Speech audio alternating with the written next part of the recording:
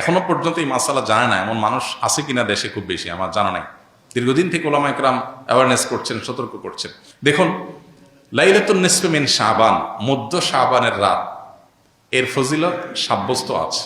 আল্লাহ তাআলা এ রাতে মুশরিক হিংসুক ছাড়া বাকি মানুষদেরকে মাফ করে দেন। এবং এ রাতের ফজিলত সংশ্লিষ্ট আরো অনেকগুলো হাদিস আছে যেগুলো জয়ীফ সূত্রে বর্ণিত, কিন্তু এই একটা হাদিস গ্রহণযোগ্য সূত্রে বর্ণিত হওয়ার কারণে অন্য যেগুলো আছে সবগুলোর একসাথ করলে মোটা দাগে লাইলাতুন নিসফে মিন শাবান বা মধ্য শাবানের রাত, এটার নাম আমরা শবে বরাত দেই। আসল নামটা, হাদিস দেওয়ার নাম কোনটা? লাইলাতুন নিসফে মিন শাবান, মধ্য শাবানের রাত। শবে বরাত এটা আসল নাম না।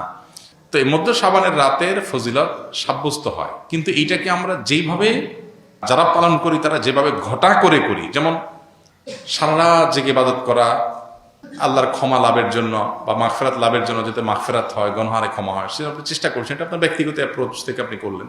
এই দিনের রোজা আপনি আইয়াম বীজের রোজার অংশ হিসেবে রাখলেন, শাবান মাসে বিশেষ রোজা রাখলেন রাসূলুল্লাহ সাল্লাল্লাহু আলাইহি ওয়াসাল্লাম, সেই হিসেবে রাখলেন, খুবই প্রশংসনীয়। কিন্তু আলাদা করে শবে বরাতকে কেন্দ্র করে এই দিনের রোজা রাখার বিশেষ কোনো নির্দেশনা বিশুদ্ধ হাদিস দ্বারা সাব্যস্ত নয়। এর বাইরে এই রাতকে শবে বরাত, ভাগ্যের রাত মনে করা। বরাত মানে ভাগ্য, আর বরাতের আরেকটা অর্থ হলো মুক্তি। মুক্তির অর্থে ঠিক আছে শবে বরাত, আল্লাহ মানুষকে মুক্ত করেন, কিন্তু ভাগ্যের অর্থে ঠিক নেই। সূরা দুখানের শুরুতে আল্লাহ বলেছেন, ফিহা ইউফরাকু কুল্লু আমরিন হাকিম ইন্না আনজালনাহু ফি লাইলাতিন মুবারাকাহ ইন্না কুন্না মুনজিরিন। আল্লাহ বলেছেন, কোরআন আমি একটি বরকতময় রাতে নাজিল করেছি। কোন রাত সেটা? ওই যে ইন্না আনজালনাহু ফি লাইলাতিল কদর। আরেক জায়গায় আল্লাহ বলেছেন, কোরআন আয়াত আর আয়াতের ব্যাখ্যা করে আল্লাহ বলেছেন, ফিহা ইউফরাকু কুল্লু আমরিন হাকিম। যে রাতে কোরআন নাজিল হয়েছে সে আয়াতে, সে রাতে গুরুত্বপূর্ণ সব বিষয় ধার্য করা হয়। তার মানে লাইলাতুল কদরে গুরুত্বপূর্ণ বিষয়গুলো ধার্য করা হয়। অতএব সব রাতে ভাগ্য নির্ধারণ করা হয়, এটি বিশুদ্ধ মত না। তবে এ রাতের বিশেষ কোন নামাজ, বিশেষ নামাজের সংখ্যা, বিশেষ সূরা, এরকম কোনো কিছু সাব্যস্ত না। এরকম কিছু সাব্যস্ত আছে মনে করলে বরং বিদআত হবে, যে এত রাকাত পড়তে হবে, এই সূরা দিয়ে পড়তে হবে। আল্লাহর মাগফিরাত লাভের জন্য আপনি যদি চেষ্টা করেন সেটা প্রশংসনীয়, সেটা ভিন্ন বিষয়। প্রত্যেক রাতেই তো আপনি আল্লাহর মাগফিরাতের জন্য চেষ্টা করা কর্তব্য বা করা উচিত। আল্লাহ তাআলা প্রতি রাতেই ভোর রাতে মানুষকে ডেকে ডেকে ক্ষমা আহ্বান করেন। এই জন্য শবে বরাতকে ঘিরে রাতের বিশেষ নামাজ, বিশেষ পদ্ধতির নামাজ নাই। তবে এ রাতে ক্ষমার বিষয়টা সুসাব্যস্ত, ক্ষমা লাভের চেষ্টা করা এটা গ্রহণযোগ্য। শবে বরাতের জন্য নারীদের স্পেশাল আমল কি? নারীদের স্পেশাল আমল তো হালুয়া বানানো।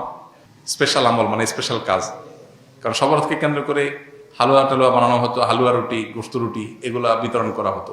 এগুলো এখন যদিও উঠে গেছে, কালচারাল বিষয়, এগুলো উঠে যাওয়াতে যে নারীরা সব নেকামল শুরু করে দিয়েছে তাও হয় নাই, সেটা যেমন বাস্তবতা।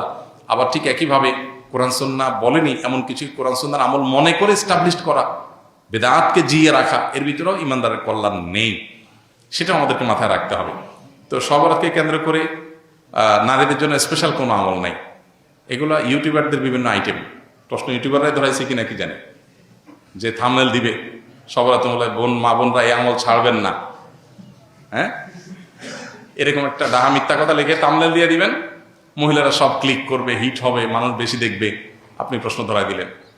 তো এর মাধ্যমে আপনি একটা ভুল ধারণাকে সমাজে, সবাই তার ক্লিক করবে না, অনেকে মনে করবে আচ্ছা তাহলে স্পেশাল আমল মনে হয় আছে। আবার অনেকে বলবে যে না, এই মৌলবী এটা ভুল কথা বলে গেছে, স্পেশাল আমল তো নাই, সে তো ভিতরে দেখবে না কি আছে।